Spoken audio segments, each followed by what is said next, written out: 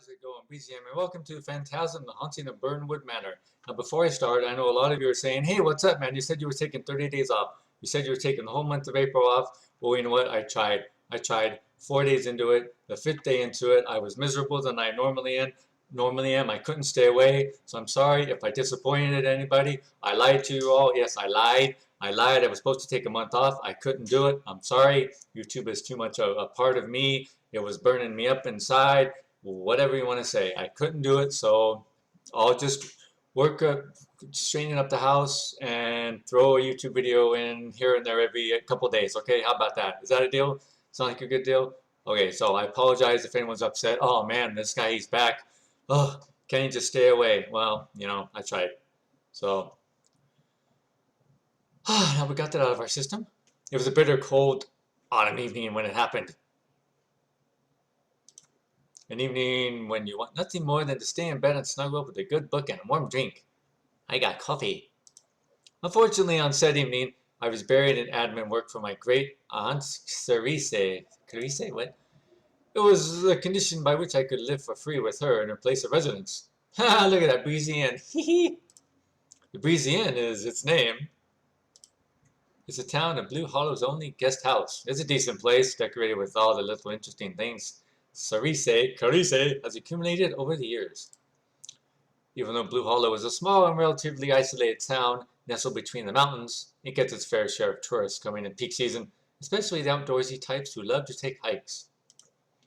My stay here, however, is another matter entirely.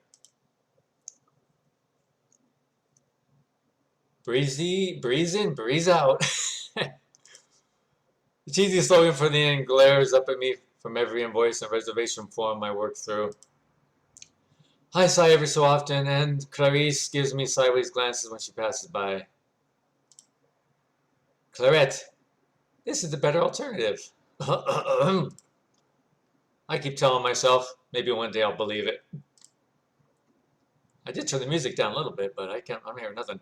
There was a rapping on the inn door, so soft it barely registered in my mind. I shake my head and try to concentrate on the calculations I'm busy with. It gets louder and I feel the frustration build in me. Come in! Oh, I'm a girl. Come in! There's a single muffled thunk against the wood and then silence. I'm mull over getting up to investigate or just waving it off as a prank, but curiosity wins me over, and I set my work aside to open the front door. I gasp and throw myself back as something large falls through the doorway and hits the carpet at my feet. The body of a man lies motionless before me, and my first thought is that he's been murdered. I reprimand my overactive imagination and yell for Clarice. Auntie! Auntie! The cold autumn air invades the room and adds to the unsettling feeling that washes over me. I don't know what to do. Help him? Leave him be. You're not supposed to touch a dead body, right? Is he even dead? How do I check? I can't remember. I can't. And creature Clarice! Help! I realize how panicked I actually am when my voice comes out as often as an awful screech. Clint, what on earth are you? Oh my! Help me take him upstairs to the attic bedroom. Okay, nothing changed. Just say it was a challenge for two women with little heavy lifting experience. To move a full-grown man up a flight of stairs would be an understatement. There was a great deal of huffing and puffing and moaning and groaning before we even managed to first get him off the floor, let alone out of the room. Being as late as it was, Clarice was adamant not to enlist some help from more capable people, because manners come before manners, of course. Or manners become before manners? Oh, jeez. Matters come before manners, or I don't know. We get him in bed, and Clarice checks his physical condition while I'm sent to get more blankets. He seems alright for now. We'll call Dr. Saffron tomorrow if it gets worse in the night. Do you know him? I ask you because I've only been here for the past 3 months. Before that, I'd only been a toddler when my folks had stopped by the town for a visit. I haven't the foggiest. Such a strange-looking boy he is. And to arrive here in his pajamas of all things. Well, I'm sure you'd love to quiz him in the morning. Would not, just because I enjoy the cold detective move doesn't make me a PI. Oh, geez, a odd detective novel. How did I get an old detective movie out of that? I don't know. It's more than an odd book, girl. All right, it's late. Off to bed with you. But the thought can wait for tomorrow. Okay. Clarice forces me to Pajama Boy's caretaker for the morning and gives me some more clothes for him to wear. I head upstairs, making my displeasure with the arrangement known with every heavy thump of my footsteps. This, of course, draws the attention of our temporary resident celebrity. Who could it be? Tawny Chamois, the best-selling author of several romance novels, is staying at the inn. Any particular reason you're stomping around the place like an elephant? Did I not request peace and quiet for my stay here? Oh, I'm sorry, Miss Chamoy. It appears the floorboards are in dire of replacement. Please try to quiet it down, will you? My writing requires a particular environment for the creative juices to flow. Is that a roundabout way to say you have writer's block? Of course not. I know exactly what I'm doing. These things require a delicate balance of time, atmosphere, and silence. I will strive to sacrifice my own time and mobility to satisfy your needs then. Don't be glib with me. It's not very flattering. She gives me a final venomous glare and shuts the door to her room. When I enter the attic room, I find Pajama Boy still sleeping. I set the clothes down on the trunk with a heavy sigh. He suddenly leaps out of bed and shock, making me flinch. He must be a very light sleeper. Where? You're at the Breezy Inn. Oh, he doesn't appear to recognize it, which means he might not be from around here. That makes this all even stranger. Do you have a name? His only reply is an apprehensive look followed by an awkward silence. Just get dressed, all right. Breakfast is in the kitchen. He nods silent as ever, and I shut the door as I leave. He's taking really long. How long does it take for a guy to get dressed? Did he faint again, or did he get stuck with all the buttons on that jersey? Check on him. Be patient. Let's go check. He has to be done by now. He's probably just dawdling or something. I wait a few seconds longer before standing up. I barge upstairs and fling open the door. Oh, he stands half naked in the middle of the room, like a deer caught in headlights. His shameful reaction is so blatant it makes me embarrassed, and I lash out unthinkably. Get dressed! I whirl around and storm at Phil, and the heat rises on my face. Breakfast is a quiet affair. I heat up some of the remainder of the lentil soup Clarice prepared earlier and dish it up when Pajama Boy eventually comes slinking into the kitchen. He keeps his head down but glances anxiously around the room as though something might jump out at him. I resist the urge to slam my hands down on the table just to see his reaction. Setting down the food before him, I don't wait for him to start eating. I move towards the kettle to make my second cup of coffee, but when I glance back, he's just staring at the bowl. It's not poisonous. I ate from it earlier. He hunches over even more than before, his hands clenching at his side. What's wrong with him? Eat a spoonful of it if you don't believe me. He shakes his head and slowly raises a shaky hand to the spoon. He's left-handed, so it's moderately entertaining to watch him. At least that's the excuse my brain supplies to me. Once he gets into it, he really starts wolfing down the soup. I sip my coffee slowly, savoring it while I sit on the opposite end of the table. When he's done, I take the opportunity to ask him for his name again, because by now the curiosity is killing me. All done? He nods. I can see the faint redness on his face between his fine light hair. And all this time he hasn't looked at me once since he was in the attic. He must still be embarrassed about me catching him in a state of undress. It really shouldn't have been a big deal.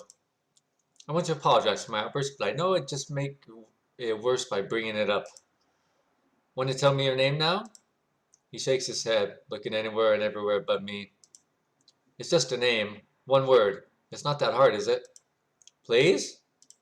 Before I go out of my mind? Joe, come again? Jay. Jay, okay, that's a start. You? Me? I'm Clarette. Okay? Want to tell me why you pitched up here last night in your night clothes? No. No? Why? What are you afraid of? Jay ducks his head, and I know he's not going to talk. I don't have any experience dealing with people like him, and neither do I have the patience for it. Luckily, Clarice comes in just then. Clarette. Oh, hello there, young man. How are you today? Fine. His name is Jay. Jay, how lovely.